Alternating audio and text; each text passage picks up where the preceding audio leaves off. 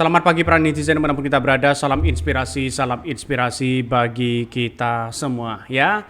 Ternyata kok serendah ini ya PKS mengatakan bahwa sebut gerakan anak abah coblos 3 paslon merusak demokrasi. Nah, kita lihat saja itu tergantung dari anak abah dong begitu kan ya. Kalau pemimpin satu dengan satunya mereka tidak serak, ya silahkan begitu kan. Bukankah yang merusak demokrasi itu adalah ya mereka yang memainkan peran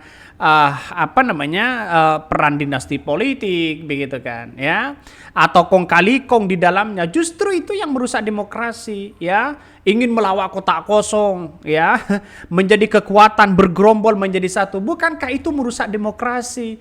Jadi artinya apa? Artinya apa yang disampaikan PKS itu ya, yang saya tangkap hari ini bahwa ya mereka panik begitu kan. Mereka sudah takut ya. Ketika Sahroni sudah mundur dari tim ses, nampaknya mulai agak pecah kongsi di dalamnya.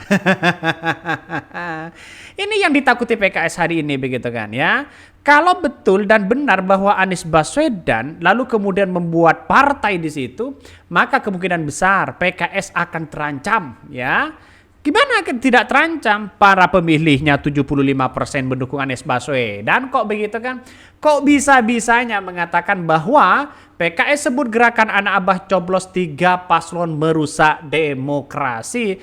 Ada kepuasan tersendiri untuk memilih pemimpin ya. Karena mungkin tidak serang ya silahkan begitu. Coba kita baca komentar-komentar dari netizen. Banyak sekali pro dan kontra begitu ya. Seperti ini. Seperti apa yang disampaikan Ghis Khalifah, beberapa pertanyaan sederhana. Siapa yang merusak demokrasi? Siapa yang ikut terlibat dalam gerbong perusak demokrasi? Partai yang ikut dalam revisi undang-undang pilkada tidak merusak demokrasi. PKS sebut gerakan anak abah ya, coblos 3 paslon merusak. Cerdas begitu kan? Artinya apa? Yang gabung ke gerbong mereka, yang menjadi satu kekuatan. Ya siapa mereka yang merusak demokrasi ya? Terus kemudian yang ikut ya terlibat terkait dengan revisi undang-undang, siapa di situ begitu kan? Artinya partai PKS dan kader-kader mereka yang kemudian ikut kemarin begitu kan? Jadi artinya apa? Artinya siapa yang merusak demokrasi? Kok Anies Baswedan yang dijadikan kambing hitam? Ngeri bos. Ini bagaimana ya, PKS mulai sakit hati hari ini begitu kan ya? Coba kita baca ini. Itu malah tanda demokrasi atau tidak ya, usah ya datang ke TPS sekalian. Bahkan PKS itu ibarat makanan, satu belangga ya lalu kemasukan apa ini? 12 partai gabung ke dalam satu gerbong, apa itu bukan sinyal rusak demokrasi? Betul begitu kan? Artinya apa? Artinya secara tidak langsung bahwa ketika dirinya ya seenaknya melakukan di ini dan itu begitu aman-aman aja kok begitu kan? Ketika ada perlawanan dari masyarakat dibilang merusak demokrasi ya. Nanti kita di tahun 2029 gak usah deh ya pilih yang itu aja begitu kan? Mending pilih PDIP begitu ya. Kenapa milih PDIP? Lebih jelas tempurnya dengan siapa, lebih jelas ideologinya kemana. Kalau mereka menjadi oposisi, mereka kalau mereka penguasa yang menjadi kekuasaan, dapat jabatan, dapat ini, dapat itu, daripada ya diam-diam merusak demokrasi begitu kan. Artinya apa? Artinya mereka yang justru merusak demokrasi begitu. Kok Anies Baswedan yang jadikan kambing hitam? Ini anak abah ya itu cuma 13% dari semua penduduk Jakarta. Yang lain ya cuma buzzer ya, ini ngaku-ngaku anak abah, jadi jangan takut-takut ya PKS dengan gerakan coblos 3 pasang. Ya mulai panik lah mereka begitu, pendukung-pendukungnya begitu kan ya. Bahkan ya saya bersaksi kader-kader PKS di kelurahan yang masih punya kontribusi besar terhadap masyarakat sosial di daerah saya.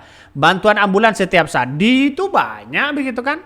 Tidak hanya partai PKS, setiap partai itu pasti punya ambulans sendiri begitu kan ya. Tapi pada kenyataannya kalau seperti ini gimana? Coba kita bayangkan ya. Konsisten tolak IKN Nusantara fraksi PKS ya, akui hanya sendiri di DPR. Tapi pada kenyataannya kenapa kemarin ya 1 hari yang lalu muncul PKS ya progres pembangunan, puji progres pembangunan IKN. Ini gimana begitu? Artinya apa? Artinya sekarang PKS itu secara tidak langsung mau cuci tangan begitu kan ya. Mau cuci tangan sekarang, sanjung sana sini begitu ya. Anies Baswedan dijadikan kambing hitam. Kok bisa-bisanya seperti itu begitu ya. Ya, ini masyarakat akan semakin tidak percaya lagi terhadap PKS. Coba kita baca ya. PKS sebut gerakan anak abah coblos 3 paslon merusak demokrasi. Wah, kacau ini ya, kacau. Munculnya isu gerakan anak abah tusuk 3 pasangan calon di pemilihan kepala daerah atau Pilkada Jakarta disorot Sekretaris Majelis Pertimbangan Wilayah PKS Jakarta Muhammad Taufik Zulkifli. Anak abah sendiri sebutan bagi pendukung mantan Gubernur Jakarta itu Anies Baswedan. Sebutan itu ramai digunakan di media sosial khususnya pada Pilpres 2024. Menurutnya, meskipun gerakan ini terlihat gagah dan seolah-olah membawa aspirasi rakyat, dampaknya justru dapat merusak sistem demokrasi. Ini akan merusak di sistem demokrasi. Paslon yang terpilih jadi tidak legitimate dan pembangunan Jakarta akan tersendat. Ya silahkan begitu kan. Bukankah yang merusak demokrasi ketika menjadi gerbong satu? Akankah ya ketika nanti ada kotak kosong begitu kan ya? Yang kalah mungkin Ridwan Kamil dan sebagainya, apakah tidak ketar-ketir? Ya bisa-bisanya begitu mengatakan seperti itu begitu. Padahal yang merusak demokrasi menurut saya ya gerombolan-gerombolan menjadi satu begitu kan. Terus kemudian seolah-olah ingin melawan kotak kosong begitu. Ini kan kacau di situ begitu. Lebih baik berjuang untuk perbaiki undang-undang pemilu ya, sambung Taufik Zulkifli. Bahkan ya masih ada dia reformasi undang-undang akan menjadi solusi jangka panjang untuk memastikan demokrasi berjalan dengan baik dan menghasilkan pemimpin yang sesuai kehendak rakyat. Bahkan bukan melalui gerakan yang berpotensi menimbul ketidakstabilan politik pungkasnya. Tapi siapa begitu ya? Artinya apa? Artinya ya wajar begitu kan ya. Karena PKS sekarang ini menurut saya pribadi agak ketakutan ya. Karena dengan munculnya Ridwan Kamil di Pilkada DKI Jakarta, ya partisipasi pemilih saya kira agak nuansanya agak tidak begitu wow begitu kan ya, karena tidak mendengarkan dengan konstituen dan aspirasi rakyat. Inilah yang terjadi. Perlawanan rakyat harus kuat, jangan mundur ya. Mending menurut saya pribadi kalau toh pada hakikatnya ya. Kalau toh pada kita ingin mencari pemimpin dan pemilih pemimpin, coblos saja PDP, coblos saja Pramono Rano Karno, biar ya tega-tegaan di situ begitu kan. Kenapa saya katakan seperti itu? Karena kita lihat saja bahwa PDP ideologinya jelas, mereka begitu kan ya, partai nasionalis, mereka bertempur dengan siapa mereka jelas, berani semuanya daripada diam-diam. Lalu kemudian ketika besar bersama dengan mereka dengan kekuasaan dibandingkan dengan itu begitu kan. Udahlah, sudah tahu bahwa partai itu ya semuanya sama mencari kekuasaan. Kalau toh pada akhirnya sama mencari kekuasaan, ya mending dukung PDIP begitu kan. Itu aja kok repot begitu ya. Jadi artinya apa? Artinya mungkin apa yang disampaikan PKS ini mungkin sudah tahu bahwa gerakan anak ebah ini semakin masif begitu kan. Kita tunggu saja begitu kan.